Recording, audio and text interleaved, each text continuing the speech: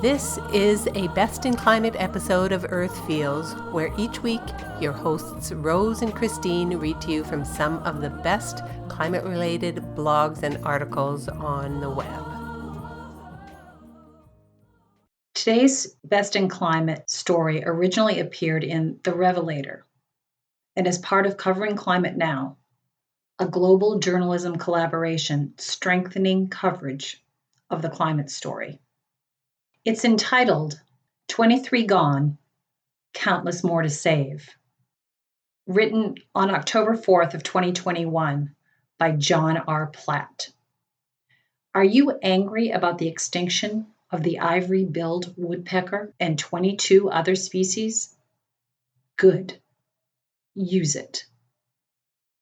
Many journalists have difficult beats, the specialized topics they cover exclusively or repeatedly. Some write about homicides, some cover local politics, while others specialize in investigating sexual assault. For the past 15 plus years, I've been on the extinction beat. I catalog the dead and the dying. It's important to me, but it's not an easy assignment. It's hard work. It's emotional. It's seemingly endless, and it doesn't make me much fun at parties. Well, the parties I attended before the pandemic. My wife worries about me. September 29th was a particularly difficult day. That was the day the U.S. Fish and Wildlife Service declared its intentions to remove 23 long unseen species, including the ivory-billed woodpecker and a mussel called the flat pigtoe, from the protection of the Endangered Species Act. The agency did this not because those species have recovered, but because they never will. You can't keep protecting what's probably extinct. These species haven't been seen in decades, and most of their habitats have been damaged or destroyed. Sure, some dedicated people will probably continue to look for several of these species, especially the woodpecker, but the odds aren't in their favor. Lost species do turn up from time to time, even after they've been declared extinct. But in all likelihood, these 23 are long gone. Many disappeared while waiting to be added to the endangered species list. Others were so rare by the time they were protected that their chances of recovery hovered somewhere between slim and none.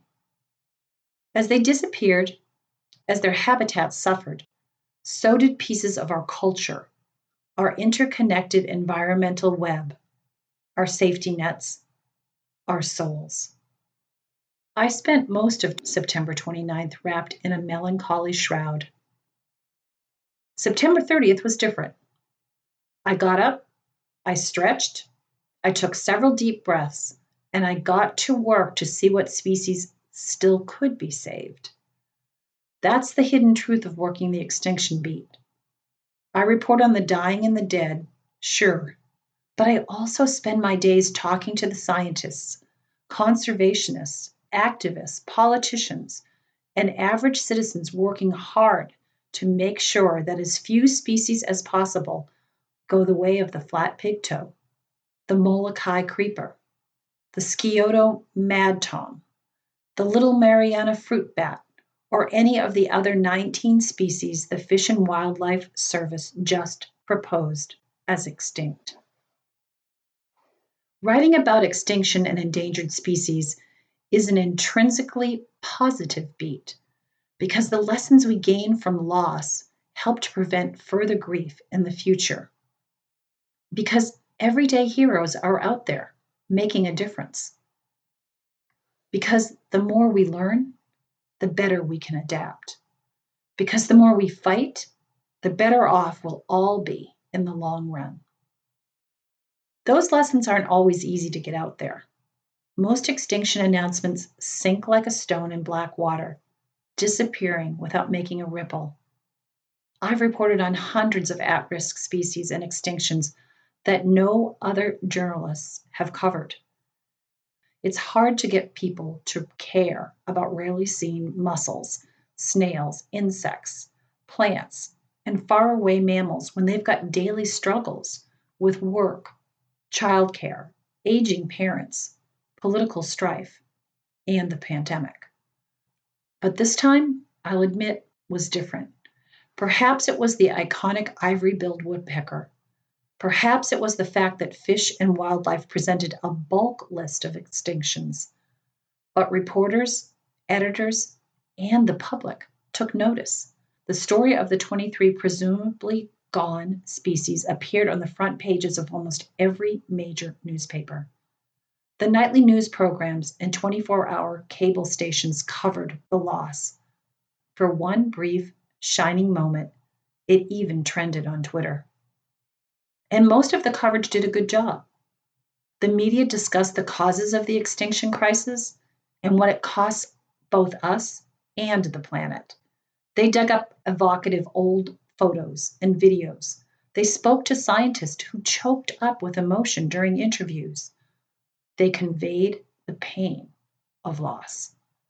Hopefully, they'll do that next time too, because there will be next times. But let's keep talking about the present. Did you see those news stories and feel that pain?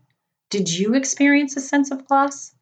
Did the news or the broader extinction crisis make you sad and angry? Good. It should. Use that pain. Embrace that grief. Be angry. Commit. Refuse to accept further declines. Take a deep breath. Stretch. Talk to someone about the work they're doing and how you can support it. Act. We can come away from this the same way I do every time I write a species obituary and promise to do better. Otherwise, these 23 species died in vain, and that would be the ultimate tragedy. The 23 species proposed for delisting due to their presumed extinction: Bachman's warbler, bridled white-eye, flat pigtoe mussel, green blossom pearly mussel, ivory-billed woodpecker, Kauai akialoa, Kauai nukupu'u, Kauai i'o'o, large Kauai thrush, little Mariana fruit bat, Maui akepa, Maui nukupu'u, Molokai creeper, Philostegia glabra variety Lanaiensis, Po'oulai, San Marcos gambusia, Scioto mad tom, southern acorn shell mussel, stirrup shell mussel, tuberclad blossom pearly mussel, turgeon blossom pearly mussel, upland comb shell mussel, yellow blossom pearly mussel.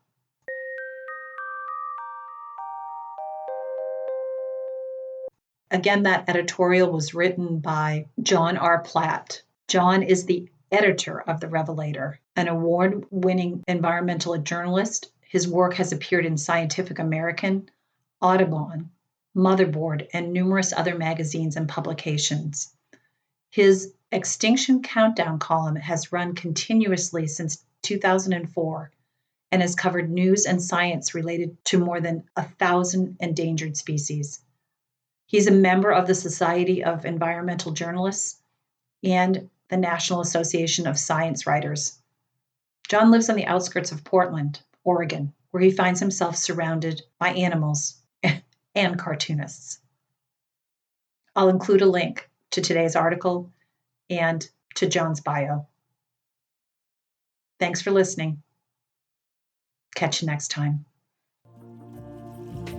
Children of the earth, I'm calling out.